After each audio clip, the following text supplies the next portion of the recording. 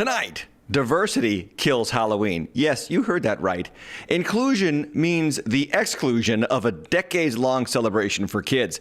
And we follow the money on college campuses, and we find out why the kids aren't all right when it's Qatar who supports Hamas, who is also the country funding pro-Islamic propaganda being pumped into our best and brightest minds every single school year. This is your favorite night of the week, one night early, so that you can have a good Halloween. The Deep End on Tim Hatch live. The Deep End. Yes, I did say that. So that you can have a good Halloween tomorrow night. And I plan on having a good Halloween tomorrow night. And I know some of you pray for me to come and see the light about Halloween. I understand that. Just check our content on Halloween on the channel. My name is Tim, and welcome in for the Deep End. Hit the like button, the subscribe button, the notification bell to get notified every time we go live so that you can catch up with our content every time we produce it. I'm so glad that you are here. Tuesday nights where we do the Deep End and we talk about the news of the day from a Christian world view. Like I said, season 7, episode 7 on the Deep End on Tuesday night. Who doesn't love Halloween? I love Halloween, and you should too. And I'm talking about taking your kids trick-or-treating, friends. I'm talking about maybe a party with friends where you have, I don't know, punch and candy corn, and you dress up as your favorite Marvel character or Disney princess or whoever you haven't canceled lately. You know, dress up as somebody and maybe just have a good time because life is too serious and sometimes we need to just chill out and relax with friends. And that brings me to Deep End News, because it turns out that Halloween is getting canceled, and you won't believe who are the instigators of the canceling. Let's do it. Deep End News. The news you choose if you could choose news. Yeah, so I've been talking about this for a long time. The clash of civilization is real, my friends, and here we are. As I said last week, you ain't seen nothing yet. Multiculturalism is a lie. You can't have multiculturalism. There's no possible way you can have East and West marry together and live in this, peaceful, kind utopia. It turns out all that happens is you end up removing anything that could possibly offend anyone at any moment. And that is the society that we live in right now. If it's offensive to 1% of the population or 0.01% of the population, then it must be canceled. I mean, that's the case with women's sports, right? The trans men or trans women, whatever they are, they want to play sports with the girls. And so if they can't, then they'll cancel, or other people will get canceled if they oppose that. And that is the case of our modern society. And guess what found itself in the crosshairs? You'll never guess. Halloween. Halloween is now getting canceled, and it's getting canceled by interesting characters. The first character on the anti-Halloween list now are the Muslims in America. I just want to bring you news from the Muslim world, and this is interesting. The true Muslims believe that Halloween is evil, and if you need any more proof that you should have a safe, family-friendly, and kid-oriented Halloween, look no further than your nearest Muslim fundamentalist. It's on the haram list, as in forbidden. Just listen to this bundle of fun who is talking about how Islam is totally against any participation in Halloween whatsoever. Watch. Are Muslims allowed to celebrate Halloween? The answer is no. Can they go trick-or-treating? Still no. Can they attend Halloween parties? Absolutely not. Can they wear a costume on that day? Absolutely not. If people give them candy, are they allowed to accept that? No. Can they give others candy? Still no. If a masjid holds a event or party on the day of Halloween as an alternative and they give candy, is that acceptable? That is absolutely haram, and that is not acceptable. Anything that comes under celebrating that day of Halloween is absolutely not acceptable whatsoever. And the proof of all this is the hadith of the Prophet ﷺ, where he said, "Man tashabbaha biqawmin fahuwa minhum," that whoever imitates a people or tries to be like them, then he is one of them. And as Muslims, we try our best to not imitate the disbelievers, and we don't try to be like them. We are supposed to be proud of our beliefs and our religion and our identity and our own celebrations. Yeah, well, so he ends with a smile, because I guess all of the Muslim fasting and Ramadan and celebrations and prayers to Mecca and to Allah are so much fun that you don't need candy. I beg to differ, based on the recent reports of what Muslims are doing all across the world. But over at muslimmatters.org, you can check it out for yourself. This festival is not for you and me. Talking to young Muslim children about Halloween. And one of the children says, "I wish trick-or-treating were allowed, and I don't get why it's wrong. It's just for fun."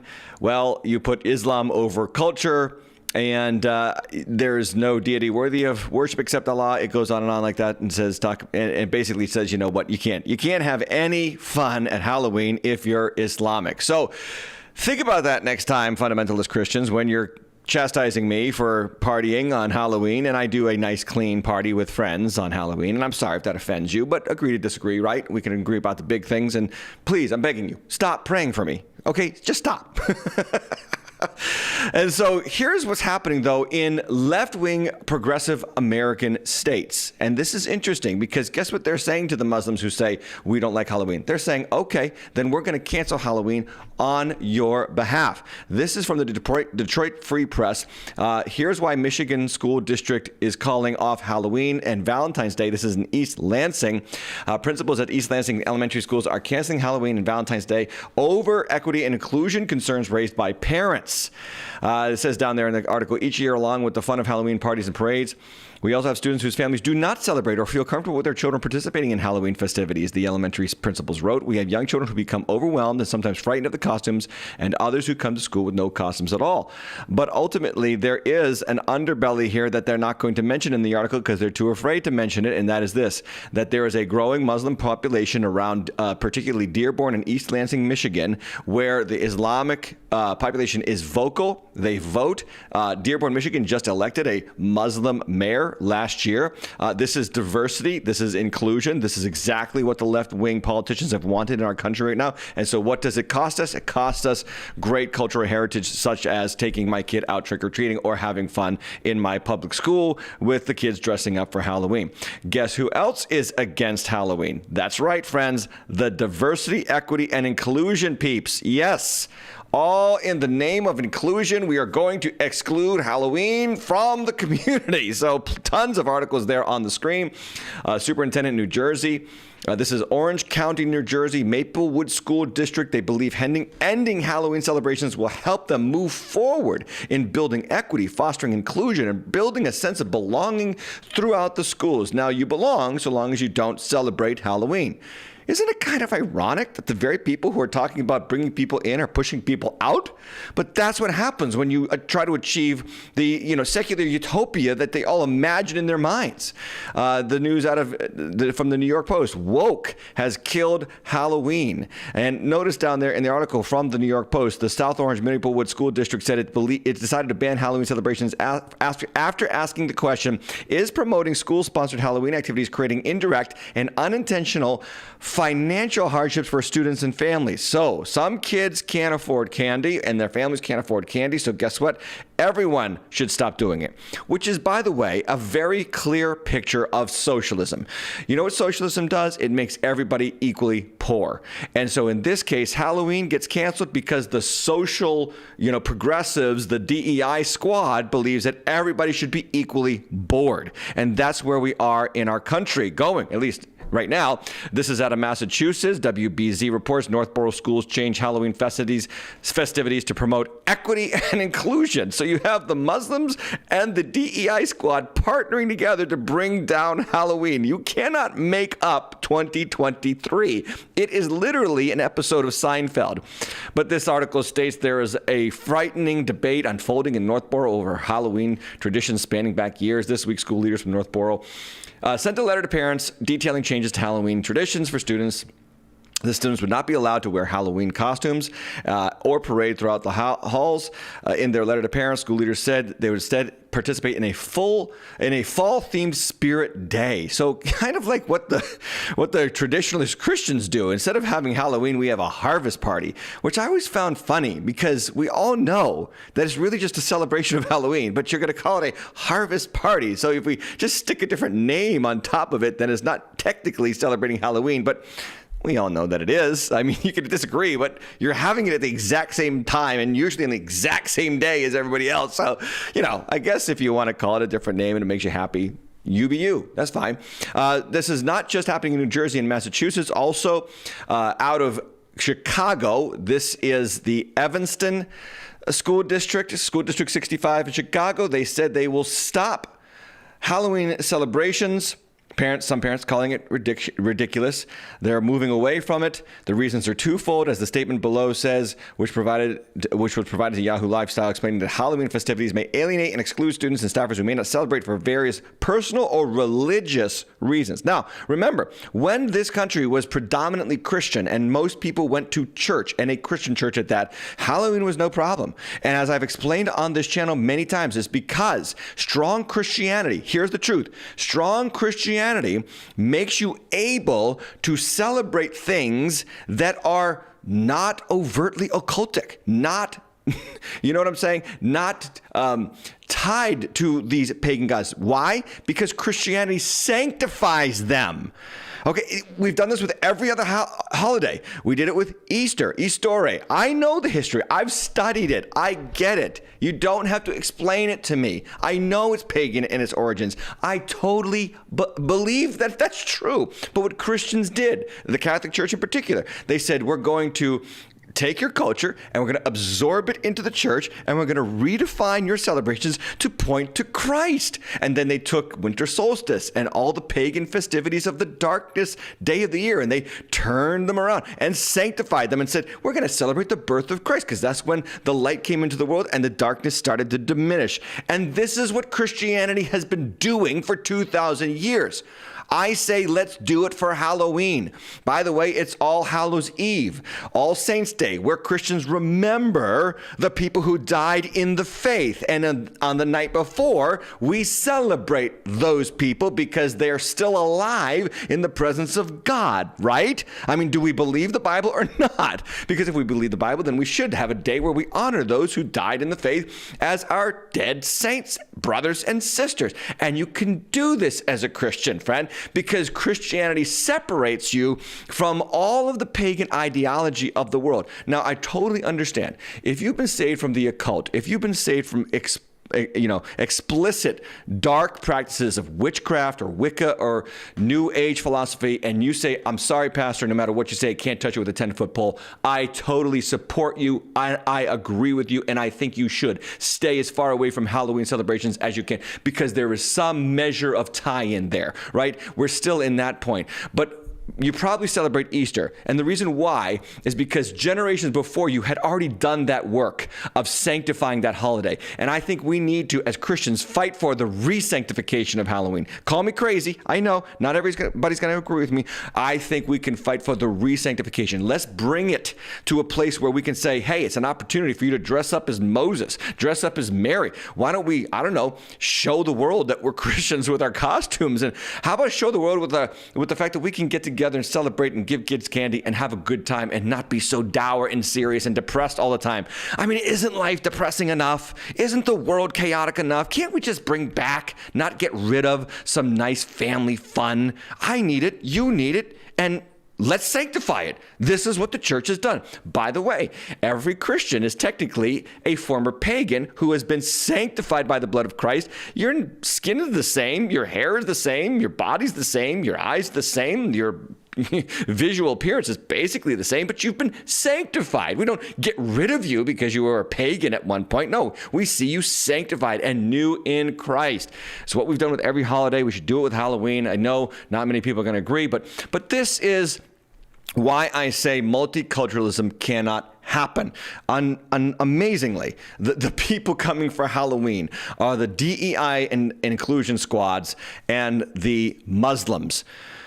What an interesting married pair they make. So fundamentalist Christians who eschew even the harmless activities of Halloween that bring children simple joys such as trick-or-treating and dressing up as Captain America and getting, outside for a day and off of their iPads so that they can go trick-or-treating. I mean, perish the thought, right? You're on the same side as the Muslims and the DEI squad. Anyway, I like to say it like this: diversity. Making life equally boring for everyone. Pretty soon they're going to get rid of every holiday because someone in, East Lansing, Michigan found a way to find Valentine's Day offensive. So now it is no longer celebrated anywhere. Now, on the flip side of this whole argument, and I'll even do the work for you, those of you who oppose me right now, I like to actually do research for you. And you could bring me an example like this one from Church by the Glades in Fort Lauderdale, Florida. This was their service This was their church service last weekend. And we'll just scrub through the video real quick and show you how they decided to bring Halloween right into the church. Watch.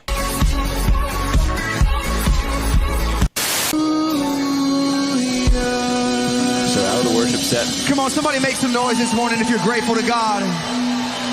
Church, you can be seated. Wow. I mean, welcome everybody to Church by the Glades. I don't even know what to say. You worshipped so well. Y'all did.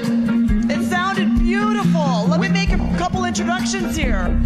My name is Morticia Adams. And this is my Uncle Fester. No. Come join the dysfunctional family.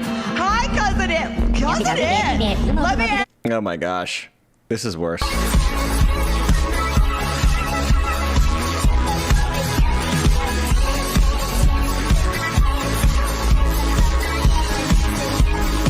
Yeah. I gotta scrub because I'm gonna get dinged by YouTube. And you're confused. Now here's the pastor, David Hughes. And if you're a guest, and you're confused, welcome to the weirdest weekend of the year at CBG.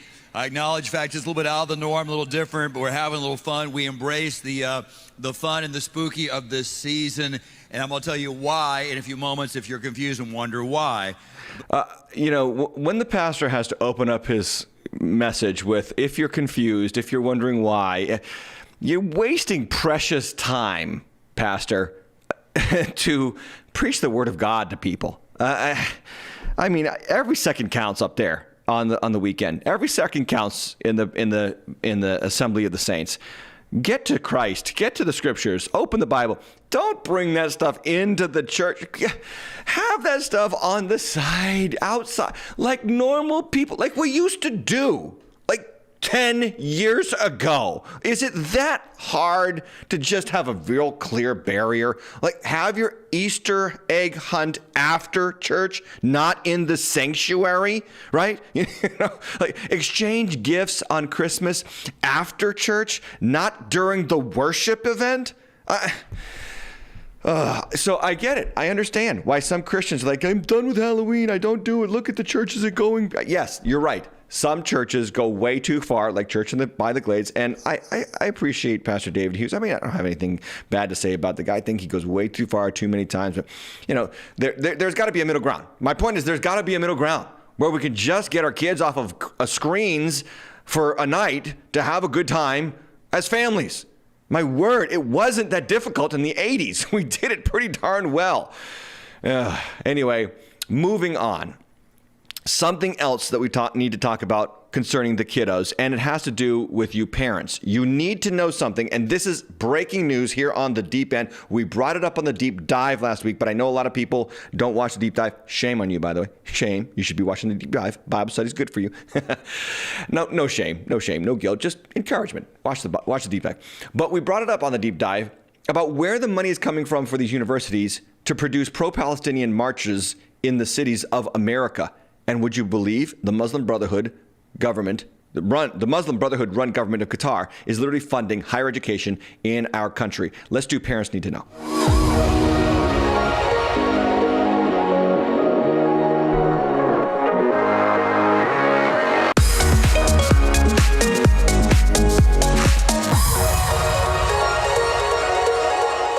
All right, on this segment of the Deep End, I like to talk about things that matter to kids and parents because I have kids and I am a parent, and I have kids in higher education right now. So I want to talk about the funding of our education. And this article I reported, again, on the Deep Dive last week, from the Free Press. Let me tell you what the Free Press is before we get to the article. The Free Press is a new news organization started by an author that I actually greatly appreciate. Her name is Bari Weiss. She is a lesbian. She is married to a woman. I don't agree with her on many, many things, of course not. But she is someone who is on the far left of the political spectrum just 4 years ago. And she woke. Like, she got real woke. Like, she woke up to what the deep state was doing during COVID. She started a Substack, which became this news outlet called the Free Press. And she is doing work, and you need to follow what she's doing on the Free Press because she's providing you real news, and I will do a little bit of that tonight with the Free Press because you need to know what's going on. This is news that you won't get anywhere else, okay? And it's important that you understand what's actually happening in the young of our generation. So the title of the article is Qatar's War for Young American Minds.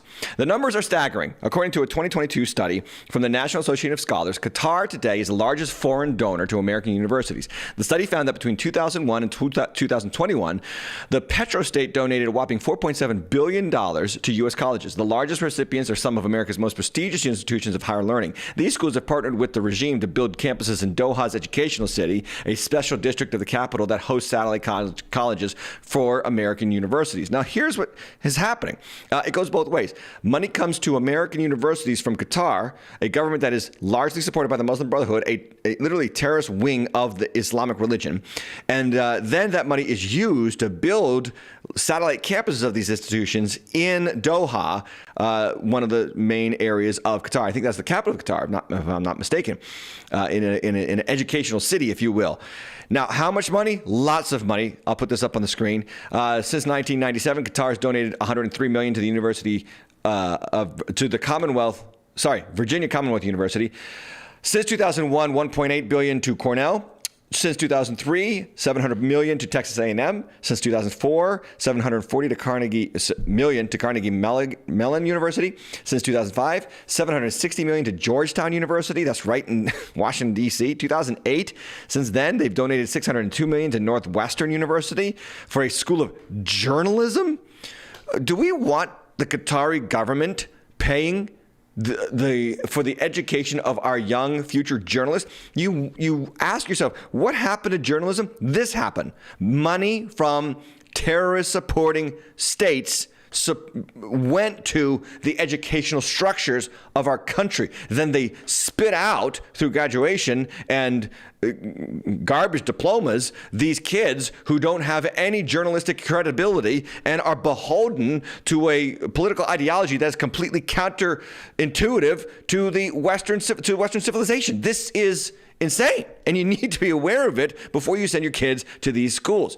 So they have, like I said, campuses. Northwestern has a campus in Doha. Texas A&M has a campus in Doha. These are terror-sponsored states, terror-sponsoring states, and they're getting campuses of our higher educational system in their country.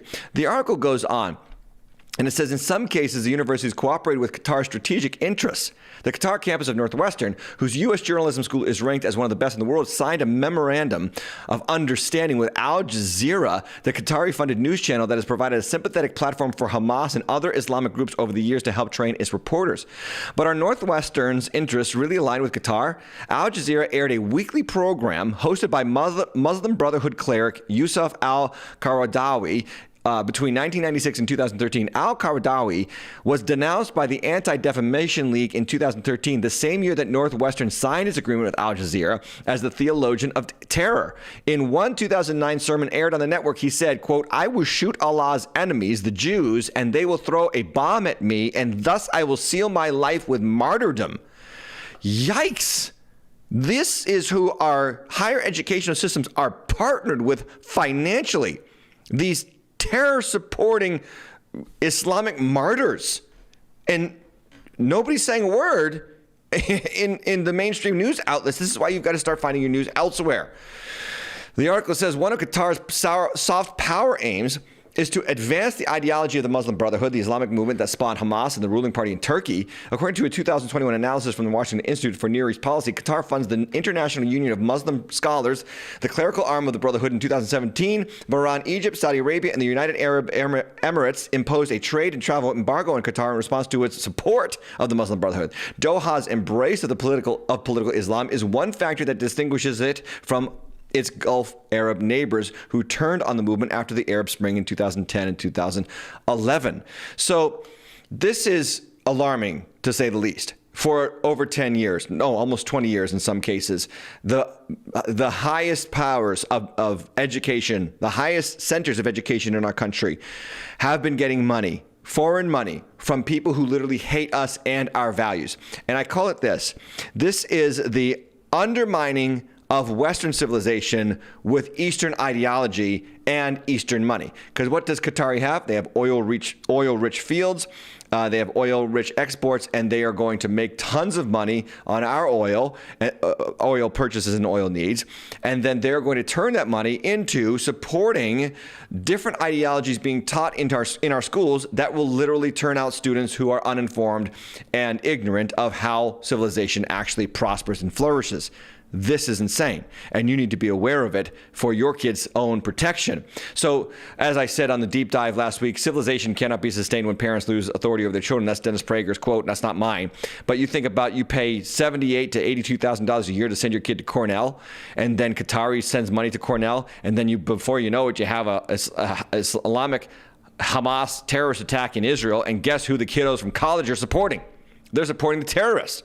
They're not even supporting their own roots of their civilization. Western civilization is built on the Judeo-Christian ethic, the Bible, the Jewish scriptures, the Jewish stories, and the Christian worldview has shaped and curated Western civilization as we know it. And now you have literally the undermining of that with Eastern dollars from terror-supporting state regimes. This is nothing new, by the way, for higher education. National Review reports that the U.S. universities receive billions in unreported foreign funds. This is the Department of Education finding that there was a national security risk involved. Or Bloomberg reporting that Harvard leads U.S. colleges and received $1 billion from China. And you have to ask yourself the question, where's all the money going? Literally what happens, and hear me, young people who might be thinking about going to one of these expensive schools, they're going to saddle you with lifelong monstrous debt by charging you an arm and a leg to go to the school.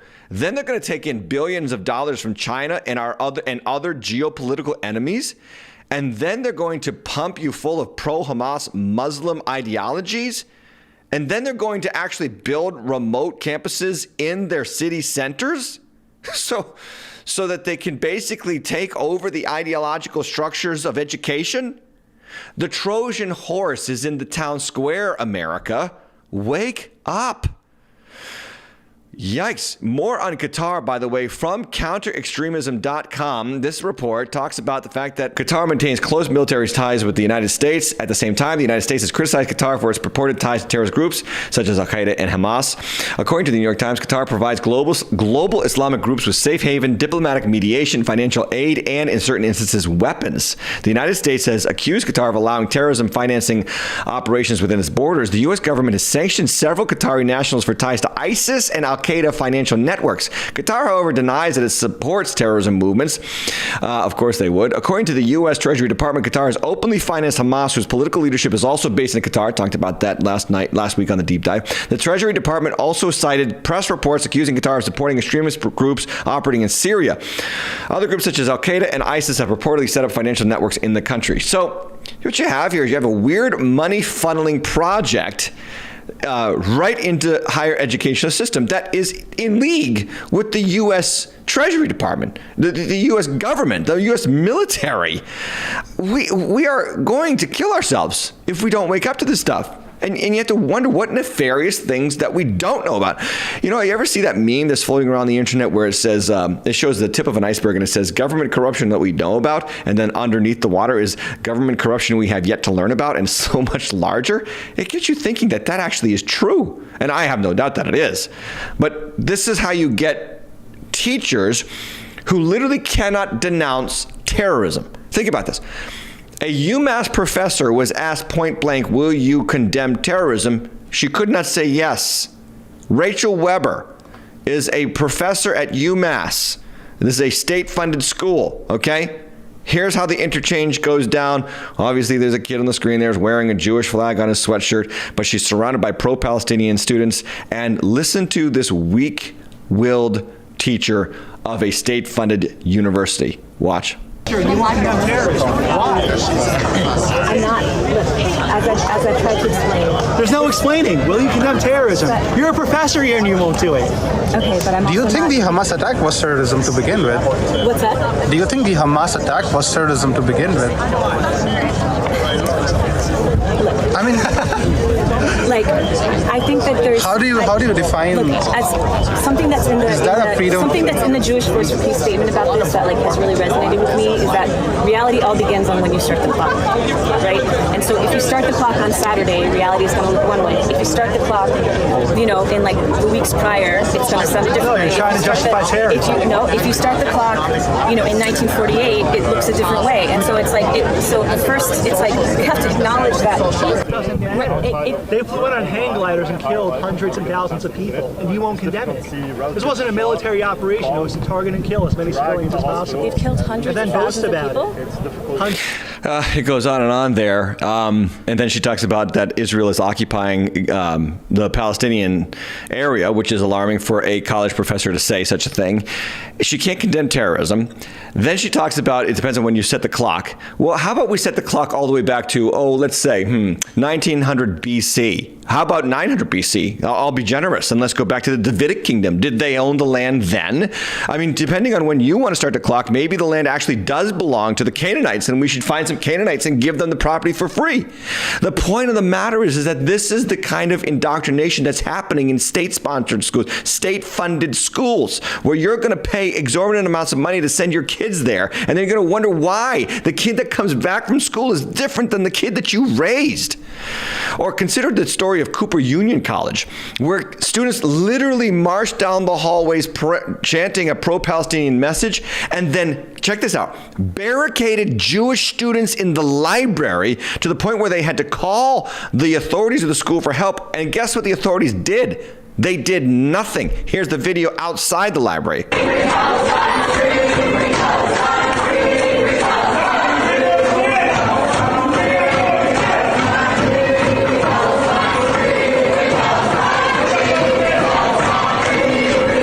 Okay, that's outside the library. Now let's go inside the library where a small group of Jewish students are literally scared for their life. Watch.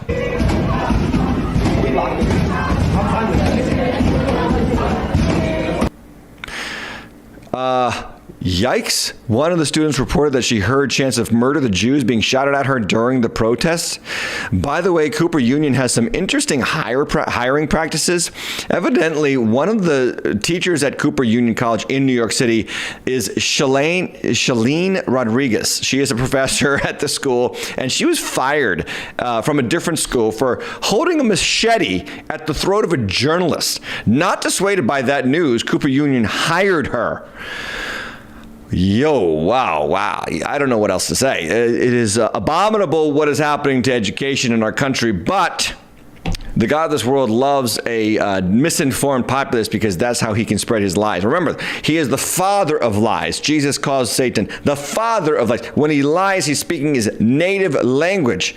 And so when you find someone who's a liar, who's for violence, who openly terrorizes other people without restraint, you find a member of the devil's house. Pay attention to what's happening all over the world because Western countries are starting to fall to Islamic ideals one by one. This is France, parade, fireworks, millions of people calling for a free Palestine. Look at how many people in France. France has fallen, by the way. Their airports had to be shut down like 3 times over the last month because of the terrorism threats that they were facing. This is London.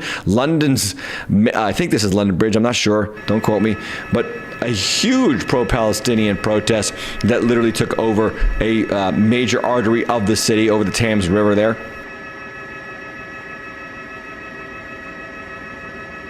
Alarming to say the least. Now, that's Western civilization. Let's head east, okay, where Russians are going full Nazi. In Russia, they're hunting Jews right now. They're literally hunting Jews in Russia. So some Jews landed at the airport, and some Russians found out about it, and they went barreling into the airport to find the Jews who had arrived in their country. Yikes. You say, how? How on earth could Hitler have done what he did to the Jews? Well, it's not hard to see that now, is it? The Daily Wire reporting very clearly on this. Mobs in Russia yelling, Allahu Akbar, hunt down Jews, storm airport after flight from Israel arrives. Large mobs in Russia yelling Allahu Akbar hunted down Jews in Dagestan on Sunday and stormed an airport, making their way onto the tarmac to attack Israelis who had just arrived from Tel Aviv. The North Caucasus Republic of Dagestan is a majority Muslim region in southwest Russia that borders Azerbaijan and Georgia. It is an autonomous republic with the Russian Federation. In Muslim areas of Russia's North Caucasus, mobs raid hotels looking for Jews after rumors spread that some Israelis had moved there to flee from the war. This is Yaroslav Trofimov. He tweeted out, mobs raid hotels looking for Jews after rumors spread that they had moved there or fled there from the war. And there's the video of them going door to door in the hotel.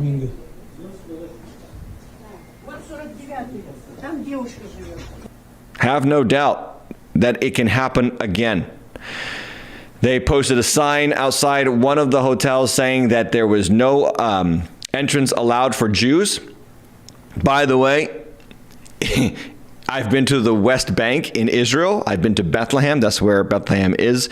And I have seen the signs in Arabic written, red sign, white lettering in Arabic. And it says, if you enter into this place and you're Jewish, you could be shot. Literally, that's what it says. So where are we headed when we see this happening right now? Nothing new. The most persecuted people on the planet for the last 3,000 years, Jewish people. And we say never forget about huge tragedies like 9/11, never forget, but our borders are wide open in the South, and we're letting who knows who into our country by the boatloads. Never again. Yeah, right. I mean, it's just lip service. We say never again to the Holocaust, but it's almost about to happen in eastern territories of the world right now, and it seems like nobody cares, or even our young people are supporting it. Yaroslav Trofimov also reported that a Jewish cultural center was under construction and was burned to the ground in Russia. And the graffiti written on it said, "Death to Yahuds," or the Jews. So, shocking to say the least. The anti-Semitism is on the rise all around the world, is getting injected into our youngest minds in this country through Qatari and foreign money and the undermining of Western civilization, in cooperation, by the way, with the pro-progressive, kill your baby, marry whoever you want, have sex with whatever you want people who just want freedom are going to find that their freedom will soon be canceled by the people who were always historically the enemies of freedom. That is the Islamic jihadists. And all this to say one very simple statement. The same people who are marching and threatening are the people who want Israel to put down their weapons. Do you see why Israel votes in Netanyahu, who is an extreme Zionist? And I understand that. And he wants more weapons, and he wants to make sure that Israel can defend itself. It's kind of like in this country when people say, as soon as this mass shooting happens, let's ban guns. You know how stupid that is, because I'm sure that the people who are committing illegal atrocities with guns will definitely hand in their guns once their guns are made illegal. I'm sure that people with no respect for the law will suddenly follow the law when they aren't allowed to have any more illegal guns. So the people who say to Israel, how dare you have weapons? How dare you defend yourself? Israel shouldn't be a state. Israel should disarm. Do you see why they won't? You need to know the reasoning behind their ideology. And no, they're not perfect. And I have already said that on this channel. No nation is. But by and large, their values align with our values, Western values, Judeo-Christian values. And we should support a well-defended Israeli nation. Because a couple more important reminders about this whole situation that we've been walking through for the past month. War involves army versus army and soldier versus soldier. That's what war is.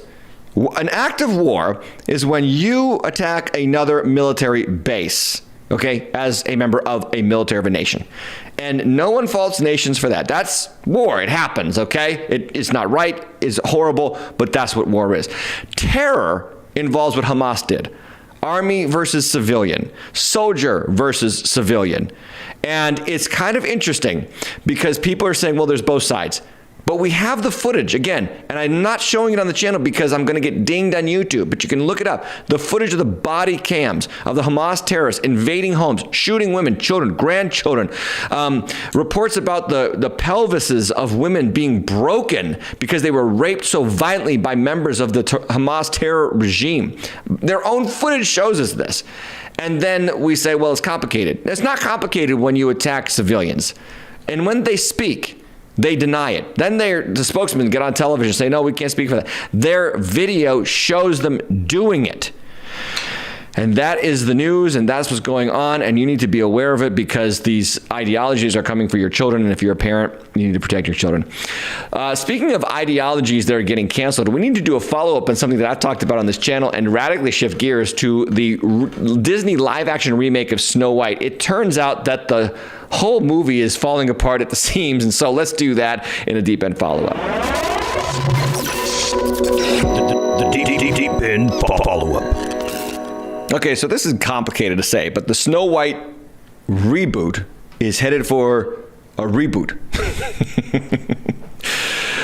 Remember, we talked about this when Rachel Zegler, the star of the new live-action Disney remake of Snow White, basically blasted the first movie and told us how bad it was because it was full of the patriarchy and Snow White had to be saved.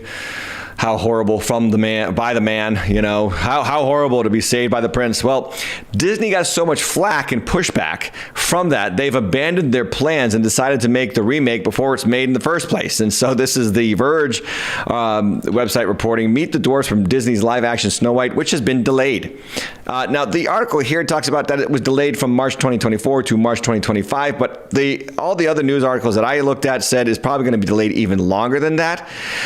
The reason being is because there's a lot of cultural headwinds for Disney. Their stock is way down. People are not buying their movies, and these reboots, these live-action remakes, are not as popular as they need them to be to make as much money as they want to make. But nonetheless, it's kind of funny because this is what happens in cancel culture. I am thinking back a little bit further to when Peter Dinklage, he's a little person, star of, I think, Game of Thrones. I don't watch that show.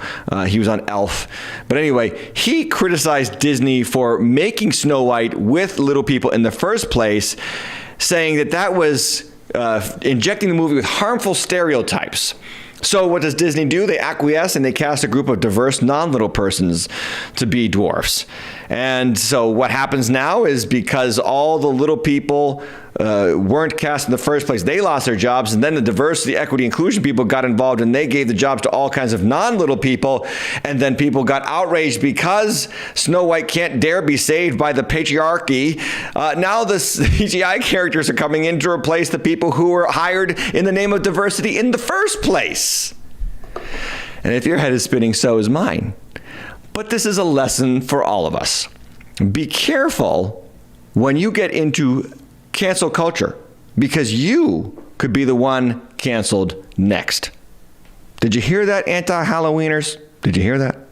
Anyway, that's the show. It's short. It's a night early. And the reason why is because I want you to come back on Wednesday night for the Deep Dive Bible Study, which we will be having this Wednesday. Check out timhatchlive.com for gear and wear. Support the channel, Tim Hatch Live, the Cash App, or timhatchlive.com/support. And when you support us, we support Project Rescue and the American Bible Society. And I'm so glad that you were here tonight. Happy Halloween. Oh, wait, no, one more programming note. 10 questions will not be this week. I know. I say it's the first Thursday of the month. Even the slide says the first Thursday of the month. We're going, actually it says one Thursday per month. So that's good. I actually covered myself there. We're going to push back 10 questions with Tim from this Thursday to next Thursday. So you have another week to get your questions in. I encourage your questions. Please bring them. It's one of the funnest times on the channel, and I look forward to chatting with you live. Other than that, happy Halloween, and God bless.